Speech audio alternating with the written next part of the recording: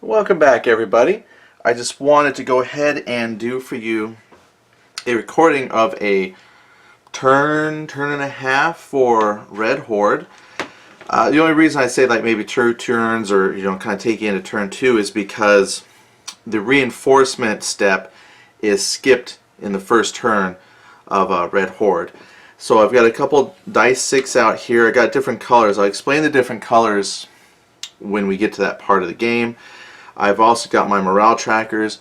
Now the game right now, I just set up a few spots here, just not really following the setup rules. I just laid out some troops in stacks so we can just kind of focus on one spot of the battlefield. And I've got my ops counters. So the morale counters that I have here, you won't see them when I place them, but they're going to be on the morale tracker, which is on the map board. Now we're going to grab well, first let's take a look at the terrain effects chart. This is important because when you set up on this side, the expanded sequence of play side, down here at the bottom is the setup chart. And the setup chart tells you, based on if you're the White Army, which is Polish, or if you're the Red Army, which is the Soviets, it'll let you know that your starting troops for, say, your Polish National Army, it'll say 16 brigades, 11 divisions, 6 headquarters, 6 AP for things like the tanks and aircraft. So it tells you how many you get. And then it has, for historical setup, the map is divided into 4 sections: north, south, east, west. And the setup will tell you kind of where to place those troops based on, there's a parentheses, and it'll say like 8/8. So 8 units would be on the east side or north side, 8 will be on the south side. And the map is divided by Warsaw. Ooh, of course, bump the camera. So Warsaw divides the map into north and south, and then there's a red setup line here that divides the map into east-west. And that red line probably is very hard to see from where you're at. So if you want to set your troops up historically, you can. So you're going to start with the Polish National Army, Polish Legion for the Polish player. Later, they get Polish militia through reinforcements, and then if your morale is just right, you can then purchase Hungarian volunteers if needed. Then with the Soviet Red Army, you start with the Soviet Red Army. You also get I can't pronounce it, Konar Mia, which is this, you probably can't see this, but it's this red color unit. They're like these elite troops. They're shock, it's cavalry unit, so they're like a shock cavalry unit. And it says you get a couple Ukrainian volunteers. It says stacked with or adjacent to any Polish National Army unit in the south half of the map. So you get like two brigades of that. So anyway, that's your setup chart. And then there's also some additional troops that you can purchase later in the game, but we probably won't actually purchase them. But then the Soviet player has a chance of maybe buying some Lithuanians and getting some Polish Red Army, but certain conditions have to be met to do those. So the basic game just includes these first 4 units that I mentioned. Okay, anyway, so that's your setup. So what I have here is just a fraction of what you will set up when you first start the game. Now, when you got your setup done and you're ready to play, on the expanded sequence of play, you would look for the random events phase. That's where the 2 dice 6 come in. So with your 2 dice 6, what you're looking for is, I use 1 as a percentile, so I have the red as like my percentile, and then you have the white die. Oh, you know what I forgot? I forgot to set the starting morale. That was something else I forgot to do. Let me do that real quick. So the morale, the way you do the morale, the starting morale, is you roll your 2 dice 6 plus 6. So that's a 7 plus 6 is a 13, and then I roll a 4 and a 6 is 10. So the higher morale goes to the Soviet player, and the lower morale goes to the Polish player. They gave the higher morale to the Russians because they're the ones invading. The Red Horde is invading. So I've got my morale, my troops are set up. I guess you could even talk momentarily about the setup. That's why the terrain chart is important, because there's stacking limits. So based on the type of terrain that you have, For instance, clear, you can have 4 units, which is a combination of brigades and divisions. Headquarters units and the AP. AP are the asset points, things like the tanks, aircraft. They don't count, so you can have like unlimited amount of those. So when you're first setting up, you know, if you want to place troops in swamp, you can only put 2. So like 1 brigade and 1 division, or 2 divisions or 2 brigades. Then this is what we decided to set up on. Now I purposefully set up a couple units back. It says initial setup is going to be within 3 hexes of the setup line. So I just put everybody right on the border here. I've also got one group of 1 stack here in the back and another stack on a city, so we could discuss overland movement and then show rail movement. So that's how I've got the game set up. Well, over here, you probably can't see this. Over here is the airfields. Now the setup shows that the Polish player gets 2 APs worth of aircraft. They also get 2 APs worth of tanks and artillery. I haven't given that all over. I've just given 1 AP here of aircraft. So aircraft will be set up over here. I've got my game turn tracker. The game plays out in weeks, so it starts on July, the 1st week of July, ends with the 4th week of September. I've also got the ops counters.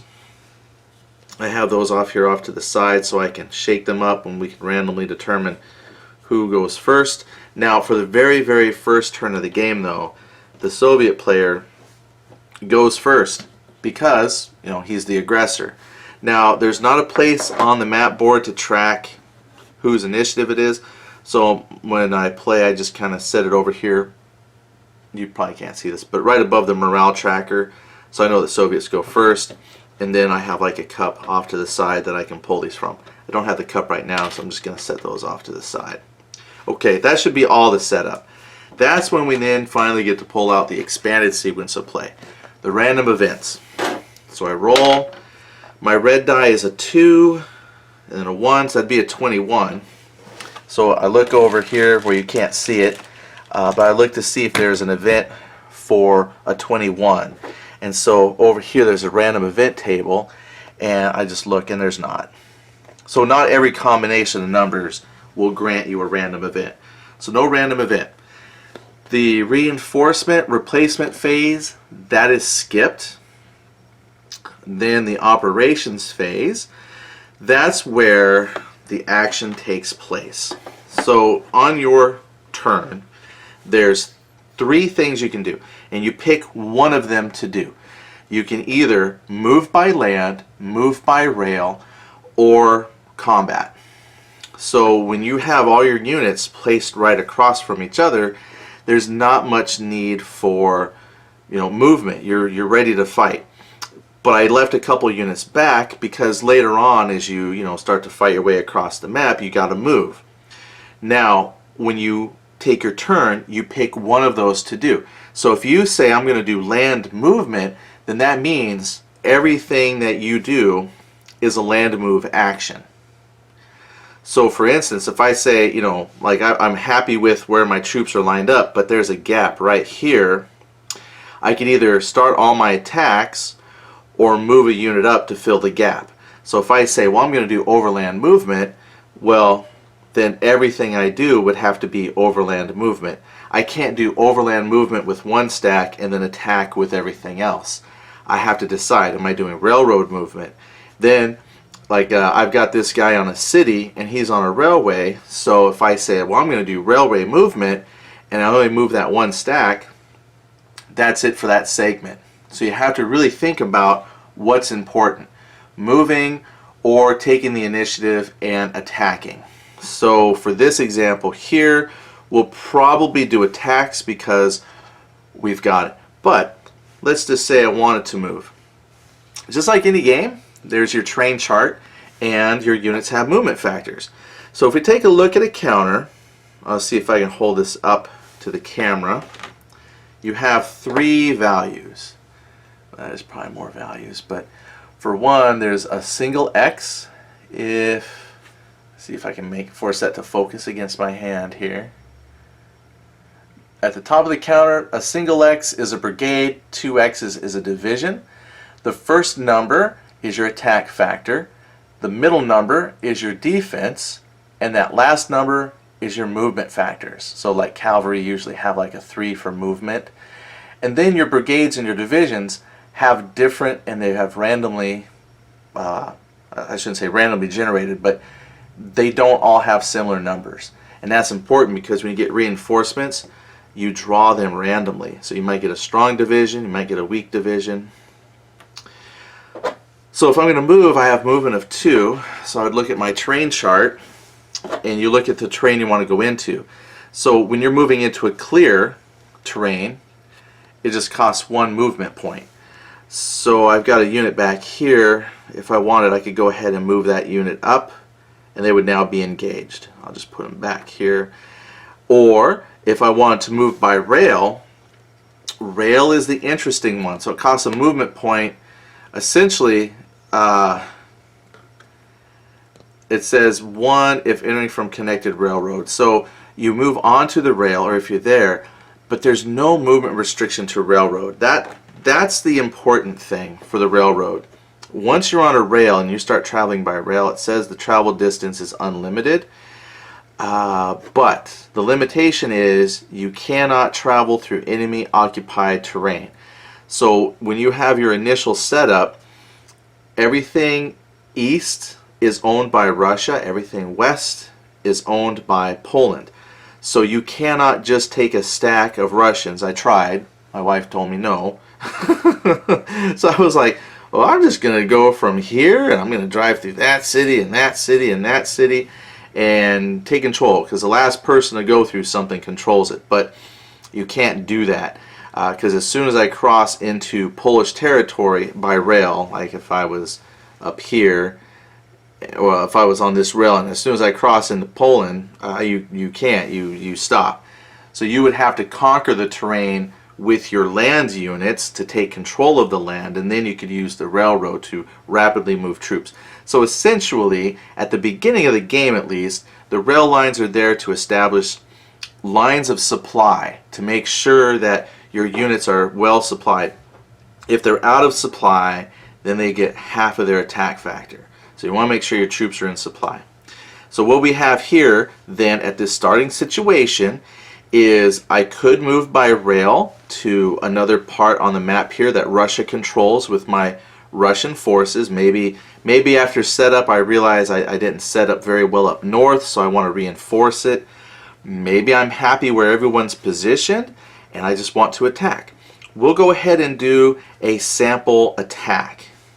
So Russian player says, I don't need to move, I'm going to do an attack. Now, when you want to attack, you got to look at your stack. All of these white counters, not all the white counters, but the AP counters, the ones that represent artillery, focus, the ones that represent artillery, aircraft, they do come on these white counters. They don't participate unless you choose for them to participate, and they apply a dice roll modifier. They don't add to the attack value of the stack. So when you roll your die on the offense, it's a +1 die roll modifier. If they're on the defense, then it's a -1 dice roll modifier. So you decide, am I using this on attack or defense? I'm going to attack, you know what, maybe not with that group. The reason why I'm not going to attack with this stack, see, that's another thing too about the setup and why this is important.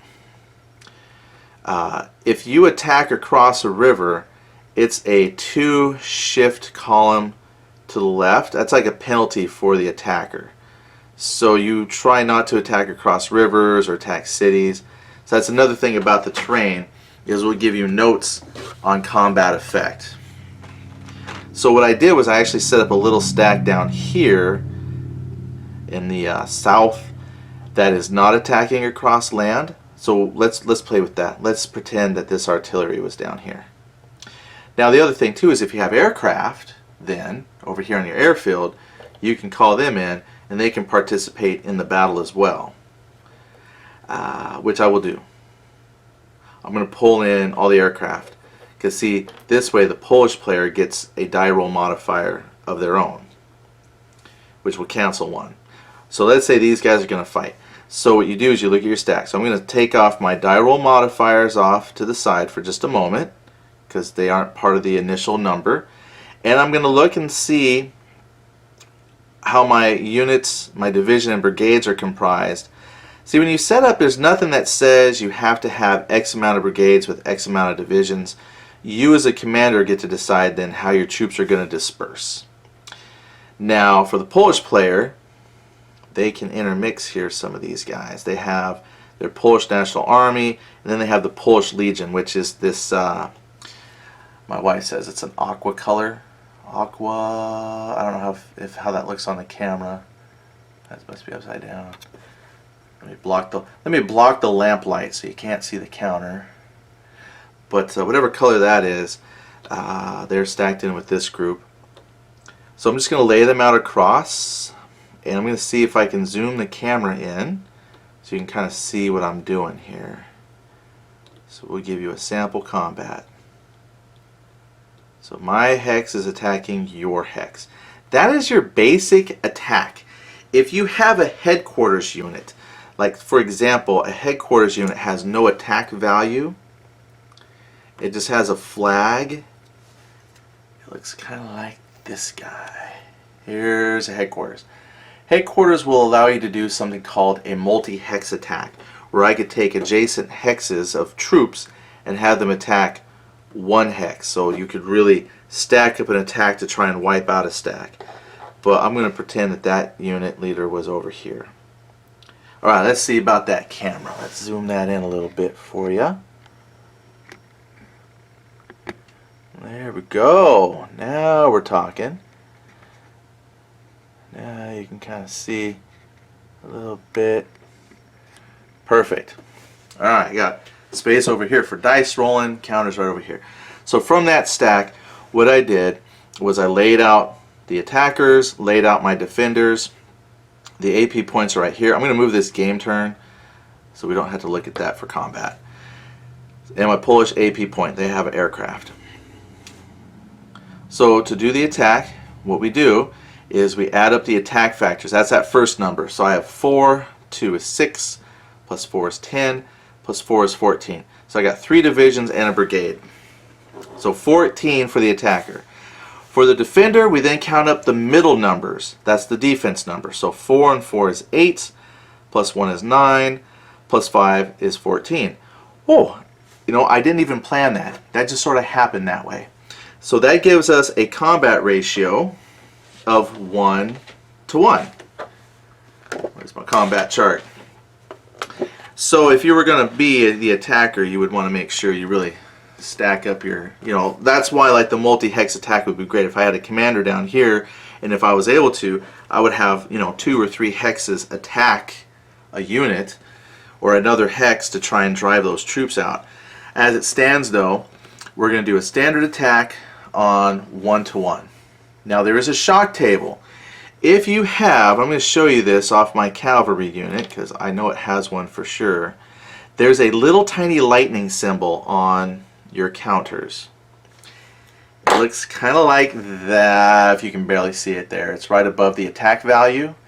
If half or more of your stack is comprised of those shock units, then you get to roll on the shock combat table, which generally tends to give better results for the attacker.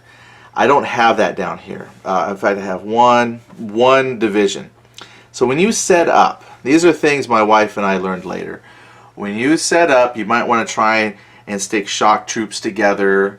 It takes a while to kind of learn how you should stack your divisions when you do your setup. That's one of the joys of the game is, like, every time you play, you learn a little bit more. Like, oh, I should have set up this way. Well, I would, in the future, I know, try and find my shock units and stack shock units together. Alright, so I know it's a 1-to-1 ratio. So when you do combat is actually very simple as well. So once you've decided if you're on a standard table or the shock table, there's a couple things that you're going to check to see if that modifies combat anymore. First we're looking for are some column shifts. And one of the column shifts that we're looking for is cadre levels for the attacker and the defender. which was representing like your leadership and training. We have over here a handy little chart for cadre levels. So for Polish militia and the Polish Red Army, there's a 0 adjustment. For the Polish Legion and my Konarmia, which are like elite troops, they have a column shift of 2. And then everybody else is a column shift of 1. So when I look to see who comprises my troops and look for those shift values. And if you have a mixed hex, then you pick the highest value. So because she's got this aquamarine-ish colored unit, that's the Polish Legion.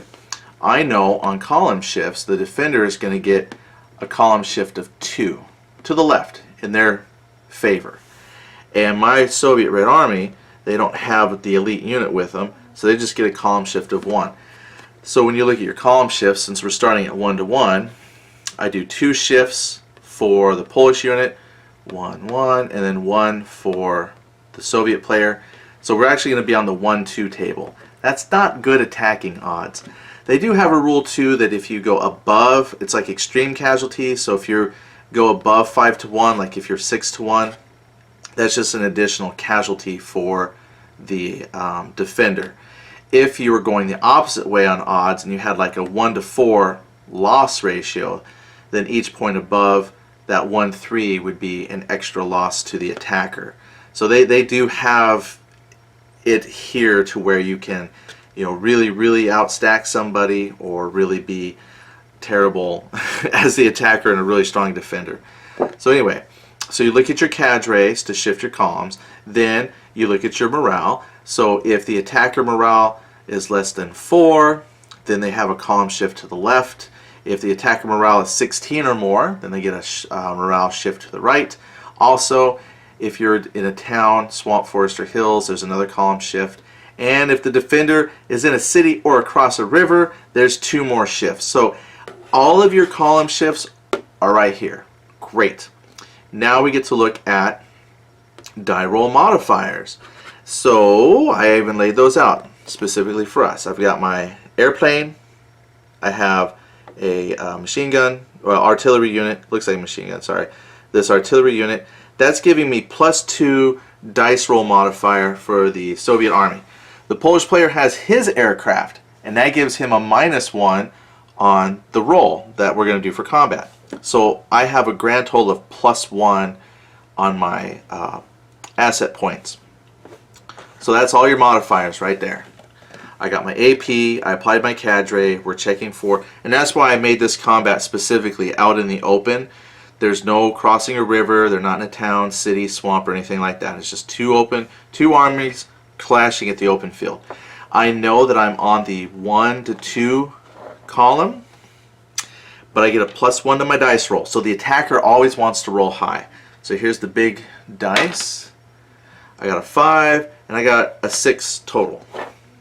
So what do? We look here at the chart. It says 6. There's an asterisk. Oh no! What's an asterisk? Because that's always terrible. It says eliminate 1 air AP. Let me bring that down here. So when you roll a 6, everybody loses an air asset. So if you're attacking with a bunch of aircraft, not too big a deal, but in my case I only gave each person 1 aircraft. Those are dead. So that accounts for anti-aircraft fire. Oh no, that was a great example roll. So if I rolled a 1, 2, 3, or 4, or 5, or with bonuses a 7 or something, aircraft, they would have just returned back to their field at the end of the combat. But in this case, they were shot down. Now if I had had 2 airplanes, and I got that, I would have just lost 1 air asset point. That'd go back into the counter pool. I could buy it back later. But then my remaining aircraft would fly back to the airfield at the end of combat, to the U side. But in this case, they were all shot down. Perfect roll! Well then, but that does leave my artillery here for future turns. But on the plus side, I did destroy the Polish aircraft. Well, 6, what does that give us? That's only part of the fight here. So I go 6, I look at my 1 to 2 column, and you got several results. There's an E/0, there's a numbers where there's a number on the left, number on the right. The first number is attacker casualties, the second number is defender casualties. That's why you want to roll high. If you roll low and you get like the E/0, that means the attacker's eliminated and the defender took no casualties. Terrible. There's the BBX result. That's a fun one. That means it says down here it's escalating bloodbath. So it's kind of wordy to explain, but if you get the escalating bloodbath, it's kind of fun because the attacker of a stack inflicts the lowest unit's attack to the defending stack. So in this case, instead of saying I attacked with like 14 factors, I instead of inflicting like 2 or 3 casualties, I would inflict 2 casualties because my lowest attack factor is a 2. Then the defender does an equal number of steps back according to their lowest defender. So in this case, a 1. So the attacker would lose 2 steps, the defender would lose 1. Now what's cool is the attacker can press the attack and continue along that line. So after your step losses are applied, you look at what's remaining, and then the attacker can say, I'm going to press the attack. That's why it's escalating bloodbath. That one combat segment doesn't stop until the attacker says, I don't want to continue fighting, or the defender retreats. So the defender has a chance to retreat.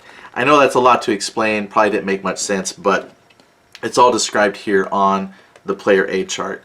There's also the elimination, which is the E result, or defender panics. Then there's, the defender has a chance of retreating, then they get disordered. So they have several different combat results that can come about. We just simply rolled a 6, killed an aircraft on a 1-2 column, which gives us 2 attacker losses, 2 defender losses. Simple. Let's do it. So when you've got to satisfy your step losses, you can do it a couple ways. Every asset you lose here, like artillery, aircraft, if you just pull that off, that counts as 1 loss. So if I wanted to keep my brigades and divisions intact, I could lose the assets. So we'll sacrifice the artillery. Now I have to do one other loss. A brigade is, if you lose a brigade, that's also 1 point because they don't have a flip side. So a brigade, if you sacrifice them, there's no flip side, so they just disappear. So technically, the Soviet player has satisfied his loss of 2. There's some rules also in there about mandatory losses. Like if you did not use the artillery to attack, you would not have to lose him. But if you used him in the attack, then yeah, he qualifies and you could sacrifice him. So there's some rules on how to properly get rid of stuff. But basically, you can sacrifice an AP. If you sacrifice a headquarters unit, you can sacrifice a headquarters unit for one of those losses, but if you do, you lose morale. So here on the map that you can't see, there's a morale adjustment summary. And it says if you lose a city, or capture a city, or lose enough troops in one combat, or lose your command unit, you're going to suffer some additional morale loss. Basically, at 2 steps, nobody loses morale for that. And I didn't really sacrifice a headquarters unit, so I don't lose morale for that either. Now the Polish player said he had to lose 2 people. So again, same rules. He could lose a brigade for a step, or if you flip a division, then that's 1 step. So the division's a little weaker, but later you can replenish them. So as long as they're in supply with a good leader unit, you can bring that back up if you have enough resupply points. So we'll cover that later. But I sacrificed a brigade and artillery, so I've still got 3 divisions there. Soviet player is happy, so I'll stack him back up. He's good. Then the Polish player has to decide 2 losses. He's going to lose a brigade. He says, I'm done. So he sends that brigade home. Then we have this fancy Polish Legion, then the Polish National Army. We're going to go ahead and take a step off the weaker of the divisions. Flip them. There you go. So he has now satisfied his 2 losses. There you go. It takes me longer to explain it than it does to actually do it. That's the beauty of it, because you would then get to resolve all the combats you want. So if I was playing this, I would resolve that combat, then I'd come over here and resolve that. There's not a strict order for resolving combat, but what I found for me that's easiest is once you're, have this long line of troops across your map, it's easier just to kind of start at one end of the map and work your way across the board. So I finished that combat. Since I declared combat as the thing I would do that turn, I would then work out all the other combats I have planned. So for example, I've got a leader unit here, so I could do a multi-hex attack. Like I could have this hex and this hex attack that hex if I wanted. Or I could have, that's a leader, I could have that hex and that hex attack that hex. But then I'd have to look for things like, river crossings and whatnot. So it's not always in your best interest to attack. Alright. Now, let's say we've gone through and done all our attacks. I finished my segment. I'm done. I have no more attacks to declare. I then go to my chit randomizer, which is my hand in this case.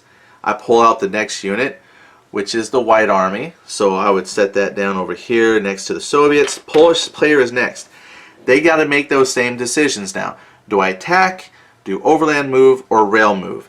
They might want to counterattack. So now it's the same thing. They would add up all their attack factors, compare that to my defense factors, get your ratio, make your column shifts, roll the die, and apply casualties.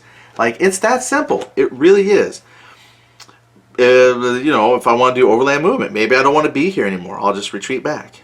Since I have movements of 2, I'll just move 2. Now, here's the thing. It says, come here, tweezers.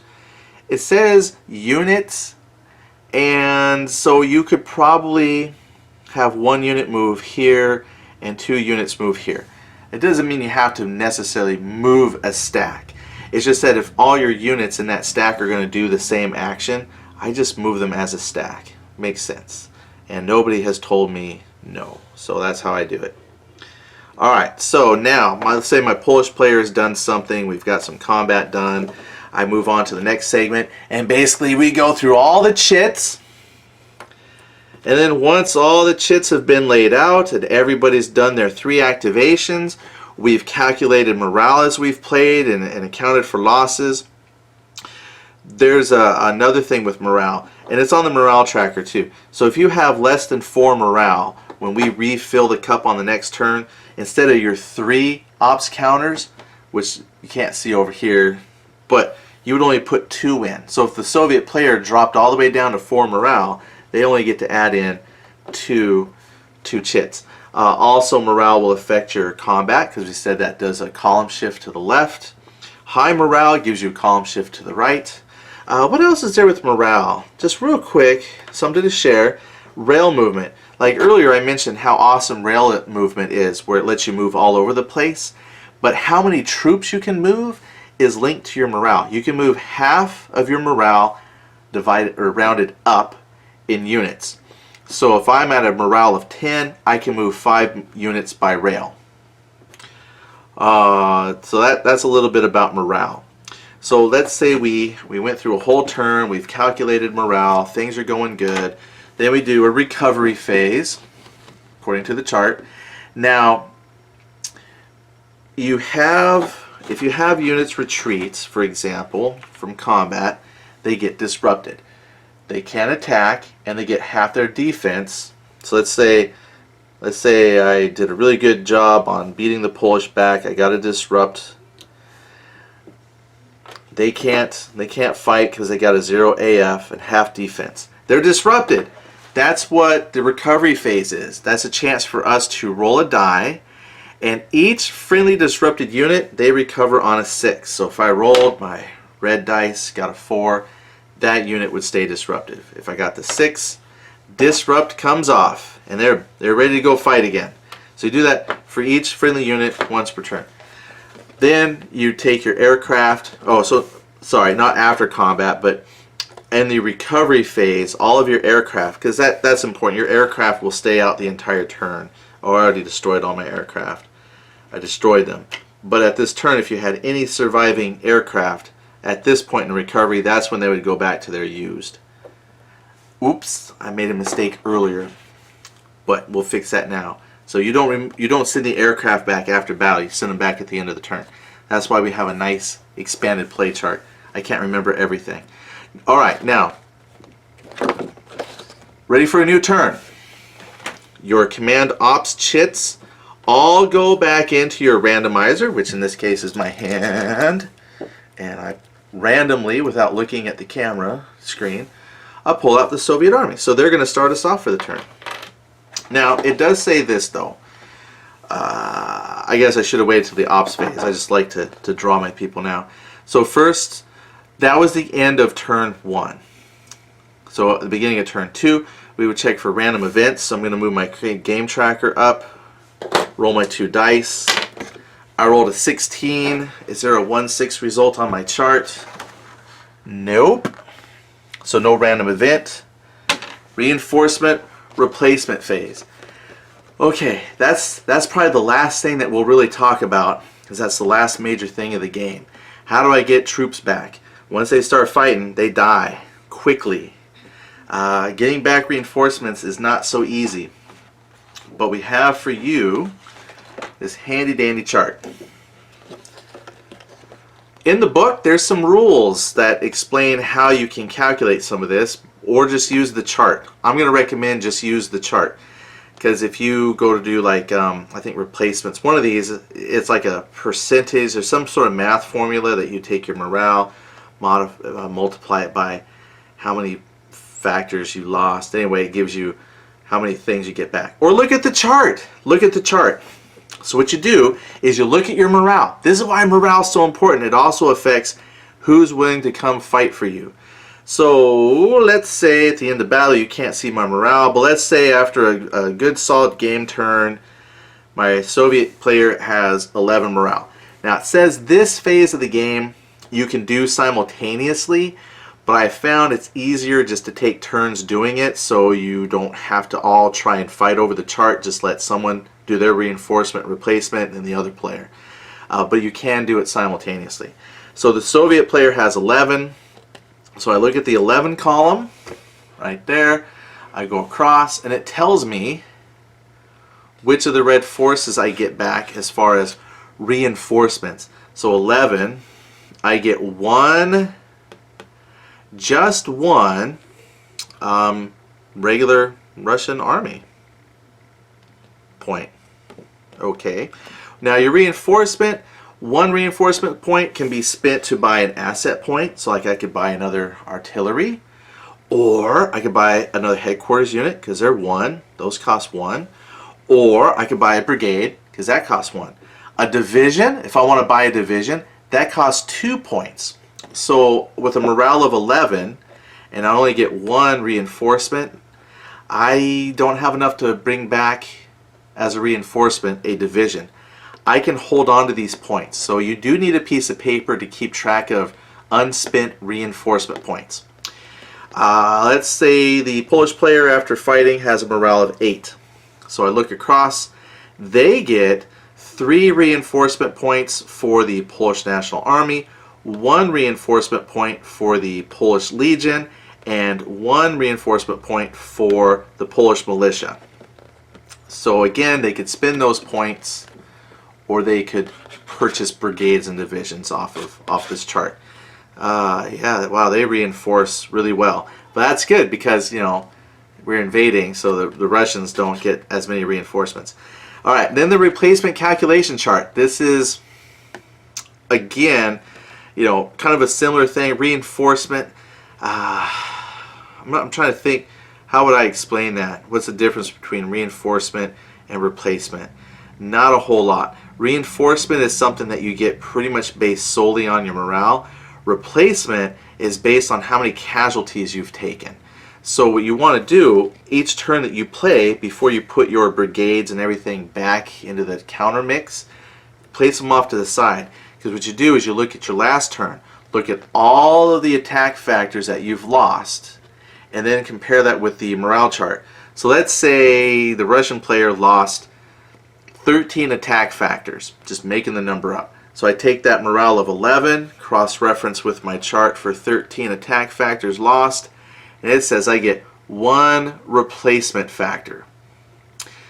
Oh, that's not good. So the more casualties you take, the more points you get, but it's never enough points to replace everything you lost.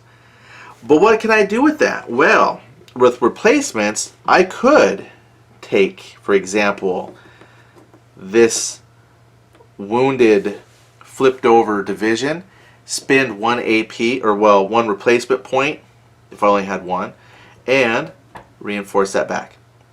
The other thing too is, you can't save those replacement points. You have to spend them. So the reinforcement points you can track from turn to turn. Your replacement points are lost if you don't use them. So what I would do during this phase is I would bring that back, if I'm allowed. See, now here's where your supply rules come in. So to like flip a unit back or place reinforcements on the board, you have to be within supply. I'm going to just work this here.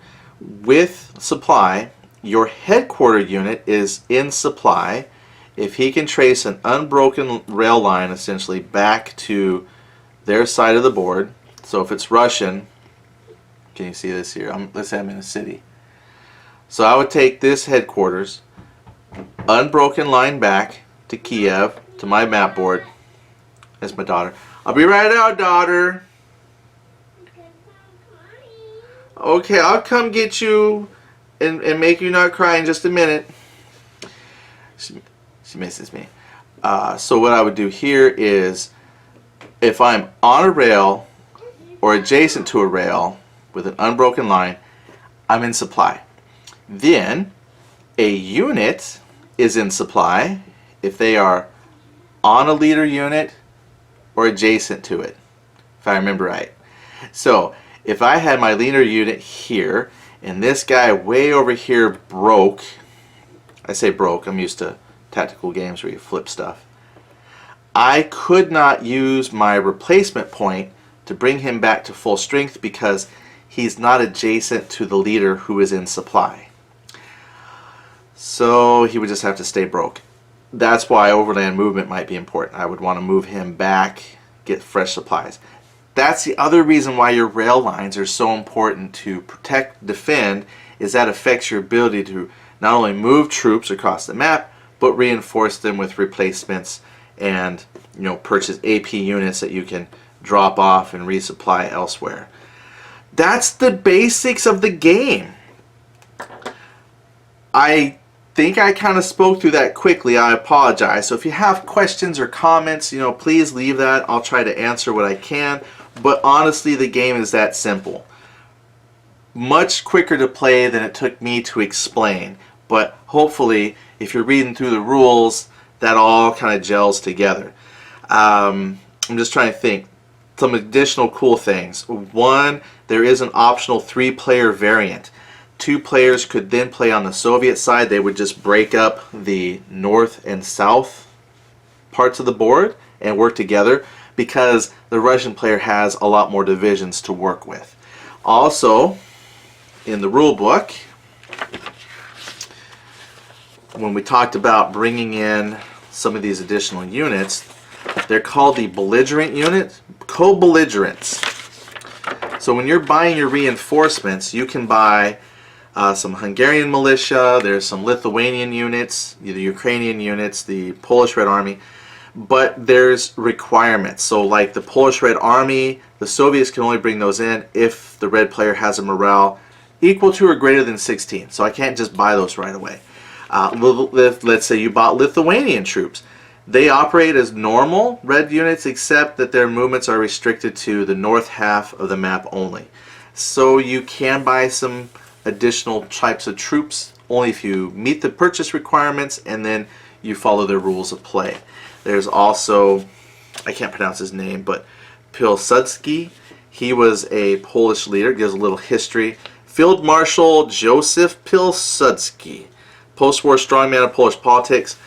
His unit acts, it's shot capable, has a cadre level of 2, is a leader unit, but his leader unit has a 1 value for attack, so he can actually participate in attacks. Most command units have an attack value of 0. They can't participate. So this guy, pretty powerful. Also, some additional rules. There's trains, the armored rail trains, the Trotsky train. I haven't played with the optional rules because they're optional. Just keep it simple, right? But there are armored trains that you can bring. You then have a special Soviet armored train. Then there's tactical doctrine, Polish cavalry elan, Soviet artillery, and then the co-belligerents. So that's pretty neat. It has your preparation, first turn. Yeah, that's pretty much it. So there's a few optional rules. There's a 3-player variant. So that should be enough to keep you going. Like I said, the basics of what I showed to you should be enough to get you going, and it's really not that difficult. So thank you so much for watching. Again, if you have any questions, you can just let me know, and we'll be happy to try and answer anything that comes up. Thank you so much for watching. Have a great night.